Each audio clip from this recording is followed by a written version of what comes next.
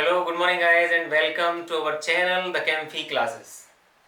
In the Chem classes we just study about the chemistry and today we are just revision of the chapter first from class 10th.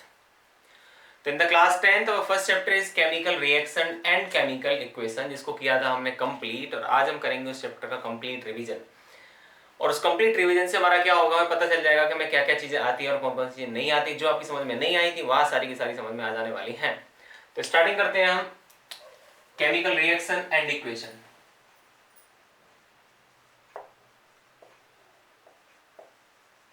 And equations.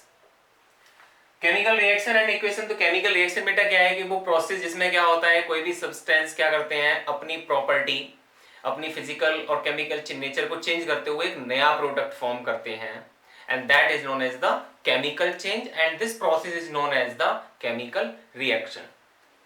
कोई भी दो compound थे, ए था plus B, दोनों मिलके बना देते हैं क्या, सी को फॉर्मेशन कर दिया, तो that is known as the chemical change and the process is known as the chemical reaction. दूसरा क्या होगा कि वो सब्सटेंस जो केमिकल रिएक्शन में पार्टिसिपेट करते हैं वो क्या कहलाते हैं बेटा, रिएक्टेंट कहलाते हैं. और जो हमें क्या मिलता है, प्रोडक्ट, जो रिजल्ट मिलता है, the result is produce, that is known as the product, वो हमारा प्रोडक्ट कहलाता है. तो there are two parts of a chemical reaction, reactant and the product. Reactant जो सब्सटेंस किसी भी केमिकल रिएक्शन में पार्टिसिपेट करते हैं, और प्रोडक्ट क्या होता है, जो रिजल्ट हमें ऑब्टेन्ड होता है ड्यूरिंग द केमिकल रिएक्शन, वो कहलाता है प्रोडक्ट. अब किसी भी केमिकल रिएक्शन में कंडीशंस क्या होती है, दो टाइप्स होती है. अगर एनर्जी की बात करें तो कई बार क्या होता है कि जो कंपाउंड है हमारे ए था, बी था, इनमें क्या होगा बेटा, सारे के सारे जो कंपाउंड्स होते हैं क्या होते हैं, किसी बॉन्ड से जुड़े हुए होते हैं. तो क्या होता है कि पुराने बॉन्ड टूटते हैं, उसके बाद में नए बॉन्ड बनते हैं, तब जाकर के एक प्रोडक्ट फॉर्म होता है. तो क्या होता है, सबसे पहला अगर हम बॉन्ड देखें, अगर पहले पॉइंट की हम बात करें, तो if energy of breaking bond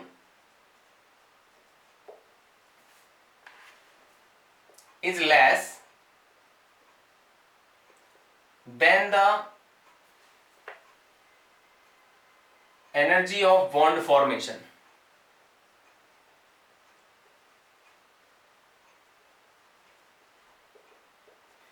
क्या हो रहा है बेटा, if the energy is breaking bond is less, मतलब बॉन्ड को तोड़ने के लिए कम एनर्जी चाहिए लेकिन बॉन्ड को बनाने के लिए ज्यादा एनर्जी चाहिए. इसका मतलब क्या हो रहा है कि जो एनर्जी है वो कहां पहुंच रही है, हमारी एडिशनल एनर्जी कहां पहुंच रही है, सराउंडिंग में पहुंच रही है. तो इस टाइप की जो रिएक्शन होती है वो क्या कहलाती है, हमारी एक्सोथर्मिक कहलाती है. वो रिएक्शन कहलाएंगी बेटा हमारी कौन सी, एक्सोथर्मिक. और अगर क्या हो रहा है, दूसरी बात देखें, अगर if energy of breaking bond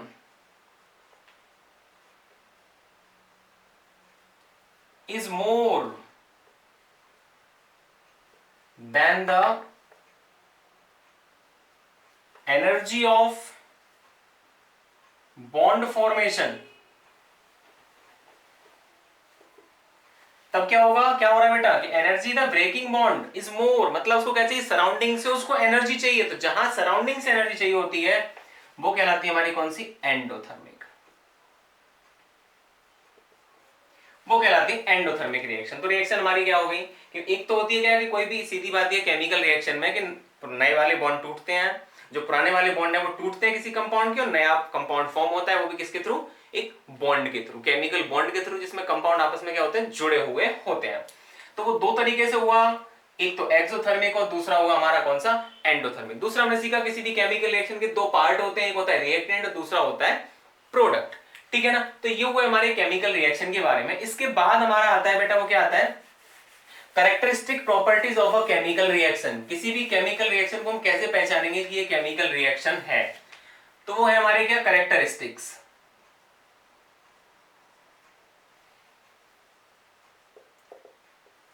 characteristics of chemical reaction.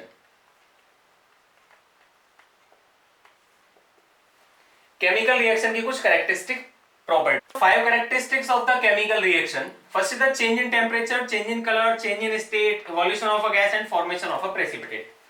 ये 5 पॉइंट बेटा आपके 2 मार्क्स के एग्जाम में करने को आते हैं कि राइट डाउन एनी 2 और 3 characteristic properties of a chemical reaction. तो सबसे पहला आता है बेटा आपको कौन सा, केमिकल चेंज इन टेम्परेचर। तो चेंज इन टेम्परेचर की बात करें तो चेंज इन टेम्परेचर में क्या होगा, टेम्परेचर को जैसे चेंज करेंगे क्या होगा, वो सब्सटेंस एक फॉर्म से दूसरी फॉर्म में चेंज हो जाएगा।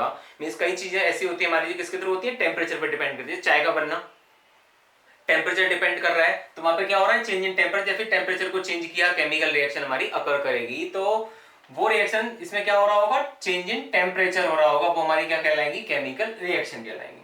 चेंज इन कलर, कई रिएक्शन ऐसी होती है जिनमें क्या होता है, रिएक्टेंट का कलर अलग होता है और प्रोडक्ट का कलर अलग हो जाता है, मींस वो भी हमारी क्या कहलाती है, केमिकल रिएक्शन कहलाती है। नेक्स्ट होता है change in state, state change हो जाना, सॉलिड से लिक्विड बन जाना, लिक्विड से गैस बन जाना, गैस से वापस सॉलिड बन जाना, या फिर गैस से लिक्विड बन जाना, these are the change in state. Next है इवोल्यूशन ऑफ अ गैस, किसी भी गैस का रिलीज होना, रिएक्टेंट में हमने लिक्विड लिया या फिर कोई सॉलिड लिया, जब वो आपस में रिएक्शन करेंगे तो क्या करेंगे, एक गैस रिलीज होती है, वो कहलाते हैं हमारे क्या, इवोल्यूशन ऑफ अ गैस।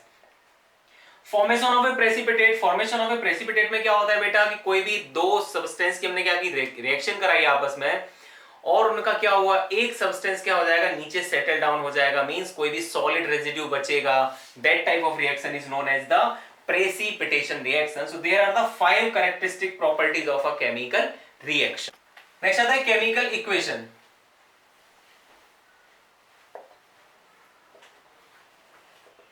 अब केमिकल इक्वेशन और केमिकल रिएक्शन क्या है, तो एक एग्जांपल से देख लेते हैं, इसको क्लियर कर लेते हैं। जैसे हमने लिया कि zinc react with dilute sulfuric acid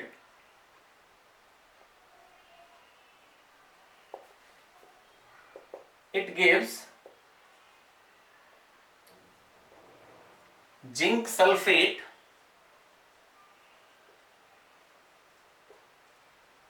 and evolute hydrogen gas। तो बेटा क्या हुआ, ये स्टेटमेंट हो गया कि जिंक जब रिएक्ट करता है किसके साथ में, सल्फ्यूरिक एसिड के साथ में, तब वो क्या फॉर्म करता है, जिंक सल्फेट देता है एंड हाइड्रोजन गैस को इवोल्यूट करता है। तो ये हो गई हमारी क्या, chemical reaction.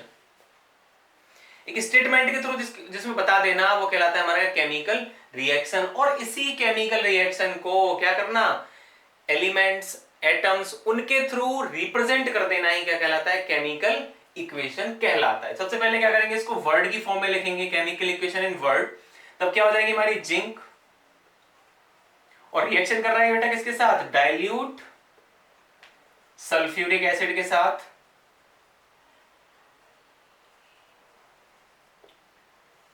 Dilute sulphuric acid के साथ रिएक्शन कर रहा है। अब क्या करना है, ये हो गया बेटा हमारा एरो, की रिएक्टेंट के बाद हम क्या करते हैं, एरो लगाते हैं। Zinc plus dilute sulphuric acid, these are the reactant, और जब ये रिएक्शन को दिखाते हैं तो क्या करते हैं, एरो लगाते हैं बेटा, ठीक है ना। इसके बाद ये क्या बना रहा है, सब कुछ रिएक्शन लिखा हुआ, क्या बना रहा है, जिंक सल्फेट बना रहा है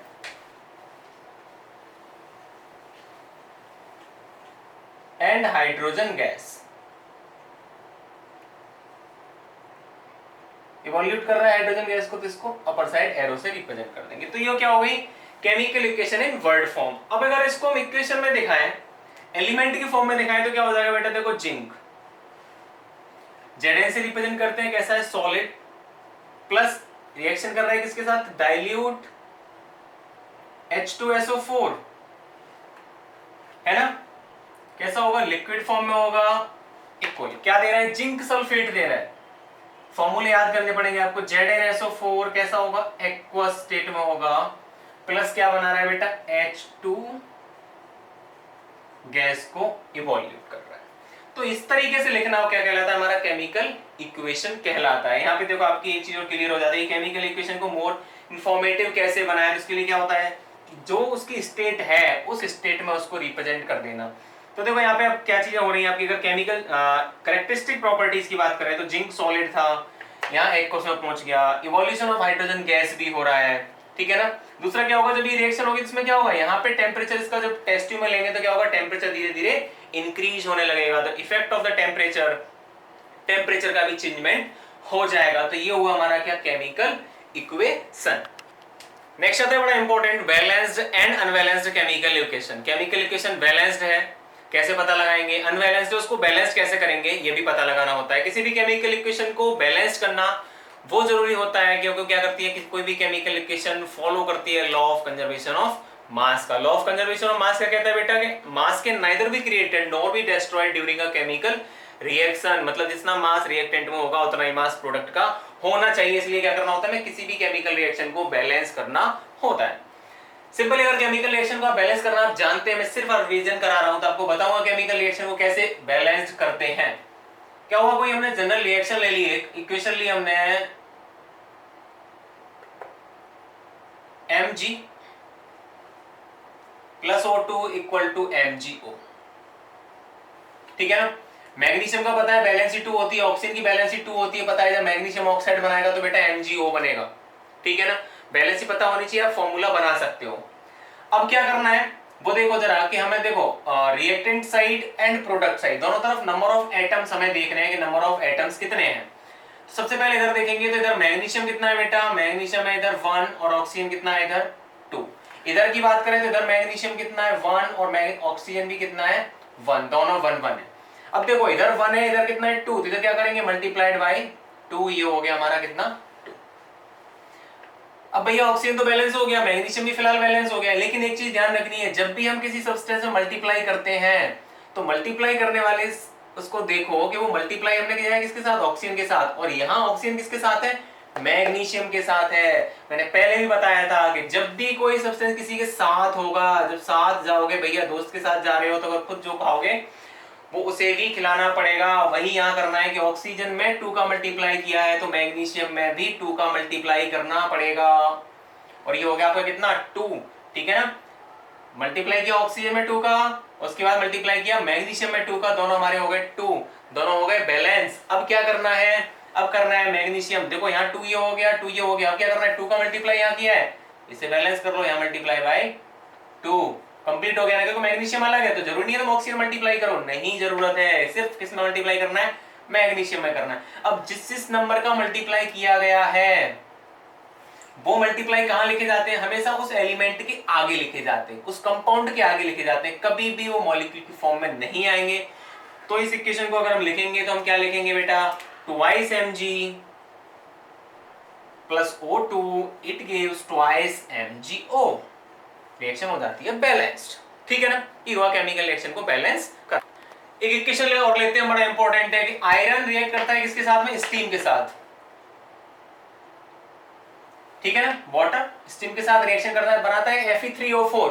इस Fe3O4 को बोलते हैं बेटा आयरन सेकंड थर्ड ऑक्साइड, क्योंकि बेटा ये क्या है मिक्स्ड ऑक्साइड है, दो ऑक्साइड का मिक्सचर होता है ये, एक तो FeO प्लस Fe2O3, इन दोनों के मिक्सचर से बनाया गया Fe3O4, ठीक है, ये बात याद रखने वाली। अब क्या करना है, इस रिएक्शन को करना है हमें बैलेंस। बैलेंस करने के लिए क्या करेंगे, हम पहले देखेंगे दोनों तरफ नंबर ऑफ एटम्स कितने कितने हैं। तो देखो इधर देखें अगर हम रिएक्टेंट साइड, तो आयरन कितना है 1, हाइड्रोजन कितना है 2, ऑक्सीजन कितना है 1। प्रोडक्ट साइड की बात करें तो आयरन कितना है बेटा 3, ऑक्सीजन कितना है 4, हाइड्रोजन कितना है 2, ठीक है। सबसे पहले उसको पकड़ लो जिसके नंबर ऑफ एटम्स ज्यादा हैं। तो सबसे ज्यादा किसके बेटा, ऑक्सीजन के, कितने हैं 4, यहाँ ऑक्सीजन कितना है 1, यहाँ 4 है यहाँ 1 है, मल्टीप्लाइड बाय 4 अगर हम कर दें तो क्या हो जाएगा, ये 4 हो जाएगा, ठीक है। यहाँ ऑक्सीजन 4 था, मल्टीप्लाई हमने किधर किया है, इधर किया है, रिएक्टेंट साइड किया है, कितने का 4 का मल्टीप्लाई किया, कितने हो गए ये 4 हो गए। हाइड्रोजन कितने थे इधर 2 थे, अब ऑक्सीजन किसके साथ है, हाइड्रोजन के साथ है यहाँ पे, तो ऑक्सीजन में 4 का मल्टीप्लाई किया है तो 4 का मल्टीप्लाई हाइड्रोजन में भी करना पड़ेगा। हाइड्रोजन कितना हो गया 8 हो गया, 8 हो गया। इधर क्या करना है, इधर हाइड्रोजन कितना है 4, कितने का मल्टीप्लाई करते हैं 4 का, तो कितना 2 है, 4 का मल्टीप्लाई करेंगे कितना हो गया 8 हो गया। तो हाइड्रोजन बैलेंस हो गया, ऑक्सीजन बैलेंस हो गया। अब आते हैं आयरन के पास, आयरन कितना है 3 और इधर आयरन अकेला है, तो आराम से बैलेंस कर सकते हो, 3 का मल्टीप्लाई करके आयरन हो गया 3। रिएक्शन हो गई बैलेंस, 3 3 4 4 8 8, दोनों तरफ क्या करना है, रिएक्शन को सिर्फ लिखना है, तो क्या हो जाएगा 3Fe प्लस कितने का मल्टीप्लाई किया गया 4 का मल्टीप्लाई किया गया, हाइड्रोजन ऑक्सीजन में तो 4H2O, इट गिव्स कितना दे रहा है Fe3O4 प्लस कितने का मल्टीप्लाई किया हाइड्रोजन में 4 का 4H2 4 2 8 4 2 8 हाइड्रोजन 8 हो गया ऑक्सीजन 4 हो गया आयरन 3 हो गया 4 ऑक्सीजन हो गया रिएक्शन हो जाती है बैलेंस। तो ये बड़ी इंपॉर्टेंट इक्वेशन है इसको हमें बैलेंस करना आना चाहिए। तो ऐसे होती हमारी क्या रिएक्शन बैलेंस्ड करना आ जाता है। नेक्स्ट आता है बेटा टाइप्स ऑफ केमिकल रिएक्शन। तो आपकी केमिकल रिएक्शंस होती हैं कितने टाइप की 5 टाइप्स की। पहला कॉम्बिनेशन दूसरा decomposition double displacement and redox reaction 5 types के केमिकल रिएक्शंस होती हैं। सबसे पहला आता है बेटा कौन सा कॉम्बिनेशन रिएक्शन। कॉम्बिनेशन नाम से ही पता चल रहा है कॉम्बिनेशन कंबाइंड होना। कंबाइंड होने का मतलब क्या हो गया कि व्हेन द टू और more substance are merged together and gives a single product. मतलब रिएक्टेंट होंगे टू और मोर, ठीक है ना, और प्रोडक्ट होगा सिर्फ अकेला। मतलब A plus B plus C equal to D. इस टाइप की रिएक्शन जो होंगी वो कैसी कहलाएंगी हमारी, वो कहलाएंगी कॉम्बिनेशन रिएक्शन, जिसमें टू और मोर सब्सटेंस आपस में मिलकर के एक सिंगल प्रोडक्ट बनाएंगे, वो कहलाती है कॉम्बिनेशन रिएक्शन। कॉम्बिनेशन रिएक्शन की अगर हम बात करें, अगर दो एग्जांपल इसके देख लें तो हमारा बेटा पहला तो यही हो जाता है magnesium plus oxygen it gives MgO। Balance कर लेंगे इसको, ठीक है ना। तो ये हो गई हमारी कौन सी कॉम्बिनेशन रिएक्शन। दूसरी आती है C प्लस O2 बनाता है क्या बेटा CO2। तीसरा आता है SO2 plus O2 equal to SO3 sulphur trioxide बन जाता है। बैलेंस करेंगे इसको तो ट्वाइस किया यहाँ पे, ट्वाइस किया यहाँ पे, 3 2 6 और ये बैलेंस हो गया। तो ये हो गई आपकी कौन सी कॉम्बिनेशन रिएक्शन, जिसमें क्या हो रहा है टू और more substances are merged together and form a single product, ठीक है ना। अगर एक और रिएक्शन की बात करें हम, हमें मिले Na2CO3 plus CO2 plus H2O, तब ये बनाता है आपका ट्वाइस NaHCO3 सोडियम बाइकार्बोनेट बनाता है। सोडियम कार्बोनेट, कार्बन डाइऑक्साइड और वाटर आपस में मिलकर के क्या बनाते हैं सोडियम बाइकार्बोनेट का फॉर्मेशन करते हैं। तो ये भी आपकी होगी कौन सी combination reaction, because there are the 3 reactant and a single product. तो वो हो जाते हैं किसकी कॉम्बिनेशन रिएक्शन के एग्जांपल्स। तो ये हो गया आपकी कौन सी कॉम्बिनेशन। नेक्स्ट आता है आपका डिकम्पोजिशन रिएक्शन। बेटा डिकम्पोजिशन रिएक्शन क्या होती है, वो रिएक्शन जिसमें क्या होता है कोई भी एक प्रोडक्ट होगा, एक रिएक्टेंट होगा and it is break down into two और more simpler substances, that is known as the decomposition reaction. Means उसमें क्या हो रहा होगा टू और मोर सब्सटेंसेस, मतलब प्रोड्यूस होंगे, कोई हमारे पास होगा कोई A और A से मिलकर क्या बनेगा B प्लस C बन जाएगा। It is just opposite to the combination reaction. Combination का जस्ट अपोजिट होता है, तो वो कहलाता है हमारा कौन सा डिकम्पोज। डिकम्पोज का मतलब टूट जाना, कोई एक कंपोनेंट है वो टूट जाएगा टू और मोर सिंपलर सब्सटेंसेस में। और जितनी भी रिएक्शन होती है डिकम्पोजिशन सारी की सारी कैसी होती हैं एक्सोथर्मिक नहीं होती है, एंडोथर्मिक होती है, क्योंकि इनमें क्या होता है बेटा हीट एनर्जी की रिक्वायरमेंट होती है। अब वो हीट एनर्जी की रिक्वायरमेंट है किस किस तरीके से होती है, एनर्जी की जो रिक्वायरमेंट होती है, एनर्जी की सोर्सेज की 3 है, पहला थर्मल डिकम्पोजिशन, दूसरा फोटोलाइटिक और तीसरा इलेक्ट्रोलाइटिक डिकम्पोजिशन।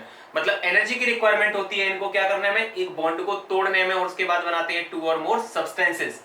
पहला आता है थर्मल डिकम्पोजिशन। थर्मल का मतलब हो गया बेटा किससे, हीट एनर्जी से। क्या हो रहा होगा कि ये क्या करते हैं energy which is required to decompose a substance, है ना, इनटू टू और मोर सिंपलर सब्सटेंसेस।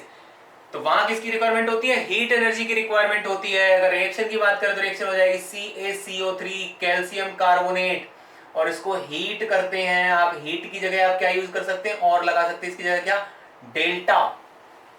आप डेल्टा का भी यूज कर सकते हैं, क्योंकि डेल्टा साइन रिप्रेजेंट करता है किसका, हीट का, और बनाता है क्या ये CaO calcium oxide plus carbon dioxide. ये एग्जांपल हो गया आपका किसका डिकम्पोजिशन रिएक्शन का। एक और एग्जांपल की बात करें तो हम लेते हैं बेटा क्या इसमें FeSO4 फेरस सल्फेट लेते हैं, इसको भी हीट करेंगे तब ये देता है क्या Fe2O3 plus SO2 plus SO3 sulphur trioxide gas को रिलीज कर देता है। तो ये एग्जांपल हो गए आपके किसके थर्मल डिकम्पोजिशन। एक और बड़ा इंपॉर्टेंट आता है थर्मल डिकम्पोजिशन की लेड नाइट्रेट। लेड नाइट्रेट को क्या किया, हीट किया तो बनाता है lead oxide plus nitrogen dioxide and oxygen gas.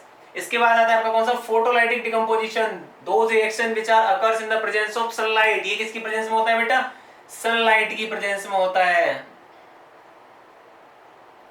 ठीक है ना। ये डिकम्पोजिशन किसकी प्रेजेंस में होगा, सनलाइट की प्रेजेंस में होगा। जैसे कि बनाता है क्या, AgBr सिल्वर ब्रोमाइड होता है, सिल्वर ब्रोमाइड को कराया किसकी प्रेजेंस में, सनलाइट की प्रेजेंस में। सनलाइट क्या बनाता है, Ag प्योर सिल्वर देता है प्लस ब्रोमीन गैस को रिलीज कर देता है Br2।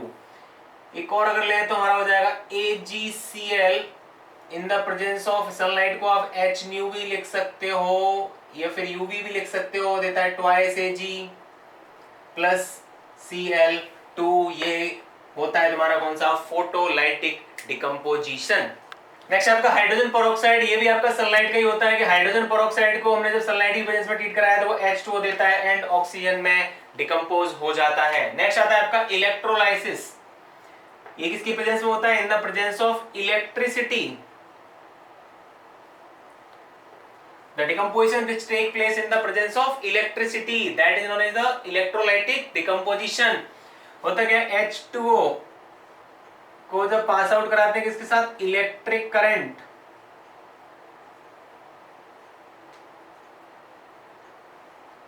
तब वो देता है क्या बेटा हमें, एक तो देता है H2 ट्वाइस लगा लो यहाँ पे तो ट्वाइस H2 मिलेगा प्लस O2 रिलीज करता है, वो होता है हमारा कौन सा, इलेक्ट्रोलाइटिक डिकम्पोजिशन। ऐसी बात करें अगर हम NaCl कि एक्वस सॉल्यूशन की, तो वो भी हमें क्या देता है, इन द प्रेजेंस ऑफ इलेक्ट्रिसिटी ये देता है हमें twice Na plus Cl2 release करता है। तो ये हुआ हमारा इलेक्ट्रोलाइटिक डिकम्पोजिशन। समझ में आ गया होगा, थर्मल डिकम्पोजिशन क्या होता है, फोटोलाइटिक क्या होता है, इलेक्ट्रोलाइटिक क्या होता है। सीधी बात है, पता चली डिकम्पोजिशन में हमें क्या चाहिए बेटा, एनर्जी चाहिए। क्या करने के लिए, बॉन्ड को तोड़ने के लिए एनर्जी चाहिए, और वो एनर्जी में तीन फॉर्म में मिलती है, हीट एनर्जी की फॉर्म में, सनलाइट की फॉर्म में एंड इलेक्ट्रिसिटी की फॉर्म में। वो होता है हमारा कौन सा, डिकम्पोजिशन रिएक्शन। नेक्स्ट आता है आपका डिस्प्लेसमेंट रिएक्शन। डिस्प्लेसमेंट रिएक्शन में क्या होता है, डिस्प्लेस कर देना, किसी एलिमेंट को डिस्प्लेस कर देना। जैसे हमें मिला कौन सा, A प्लस AB कोई कंपाउंड है, AB प्लस रिएक्शन कर रहा है C के साथ, बनाएगा क्या, इसमें B और C, ठीक है ना।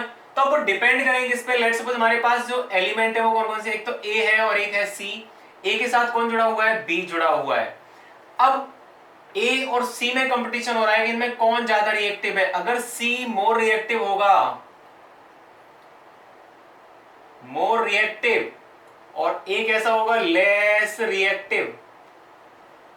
कंपाउंड बना हुआ था AB, लेकिन क्या हुआ, उसी के साथ ही हमने किसको मिला दिया, मोर रिएक्टिव कंपाउंड C को मिला दिया, तो A रह जाएगा बेचारा अकेला, C B को लेके भाग जाएगा और बनाएगा क्या, CB। तो वो कहलाता है हमारा क्या, डिस्प्लेसमेंट रिएक्शन। डिस्प्लेसमेंट डिपेंड किस पे करता है, वो डिपेंड करता है रिएक्टिविटी सीरीज पे।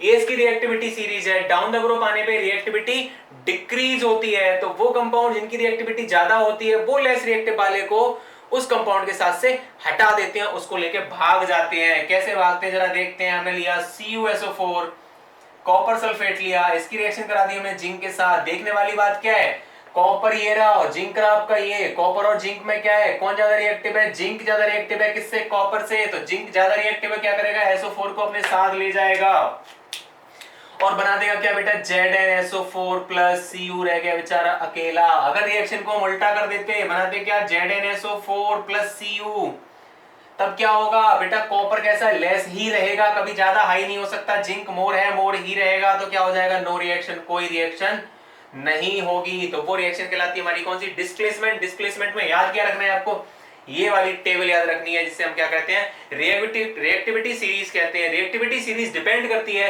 कि किस एलिमेंट की रिएक्टिविटी ज्यादा है। जिसकी रिएक्टिविटी ज्यादा वो क्या करेगा, लेस रिएक्टिव वाले मेटल को डिस्प्लेस कर देगा। सेम ऐसे क्या होता है, एक एग्जांपल आपको और दिखा देता हूं। नॉन मेटल की बात अगर हम करें, हमने लिया HCl HBr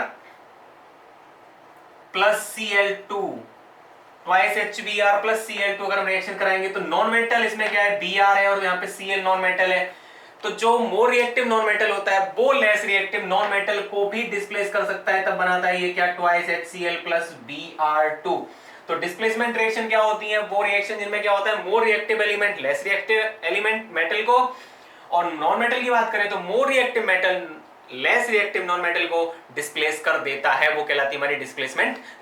नेक्स्ट आता है डबल डिस्प्लेसमेंट। डबल डिस्प्लेसमेंट में क्या होता है बेटा, दोनों का आपस में एक्सचेंज हो जाएगा, कोई ज्यादा ना ताकतवर होगा ना कोई कमजोर होगा। हमें मिला AB plus B C D, दोनों मिलके क्या बनाएंगे, इसमें बी मान लो, इसमें डी मान लो, तो ये बनाएंगे क्या, A D plus C B. Exchange आता है दोनों में, क्या आयन का एक्सचेंज आता है, इससे क्या होता है, फॉर्मेशन ऑफ अ प्रेसिपिटेट होगा, ठीक है ना। जितनी भी डबल डिस्प्लेसमेंट रिएक्शन होंगी, मोस्ट ऑफ रिएक्शन में आपका क्या होगा, प्रेसिपिटेट का फॉर्मेशन होगा। कैसे होगा, जैसे हमने पहले लिया sodium chloride plus silver nitrate, क्या कर रही है, NaNO3 प्लस सिल्वर क्लोराइड का प्रेसिपिटेट बनना है, कैसा, व्हाइट प्रेसिपिटेट। सबसे इंपॉर्टेंट रिएक्शन आपकी ये आती है, और एक ये आती है जो एग्जाम में मोस्ट ऑफ टाइम पूछी जाती है कि लेड नाइट्रेट जो होता है वो पोटेशियम आयोडाइड के साथ रिएक्शन करेगा।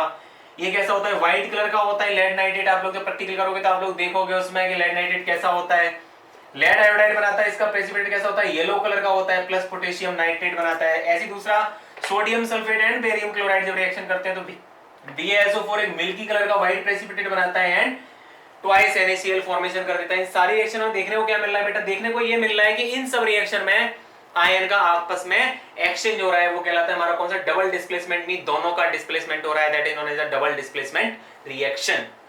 नेक्स्ट आता है बेटा आपका कौन सा, रेडॉक्स। रेडॉक्स क्या होता है, रेडॉक्स का मतलब हो गया कि those reaction which are occurs, कब कि जब इसमें क्या हो रहा है, oxidation and reduction take place simultaneously, ठीक है ना। जिसमें वो रिएक्शन इसमें ऑक्सीडेशन और रिडक्शन एक साथ होता है, क्या कहलाती है, वो रेडॉक्स रिएक्शन कहलाती है। ऑक्सीडेशन और रिडक्शन के लिए मैंने पॉइंट आपको बता दिए थे कि एडिशन ऑफ ऑक्सीजन होगा, रिमूवल ऑफ हाइड्रोजन होगा, लॉस ऑफ इलेक्ट्रॉन होगा, एंड होगा आपका क्या, इंक्रीज ऑक्सीडेशन नंबर। सेम इसके जस्ट अपोजिट होता है किसमें, रिडक्शन में। हम पता लगाते हैं किसका ऑक्सीडेशन हो रहा है, किसका हो रहा है रिडक्शन।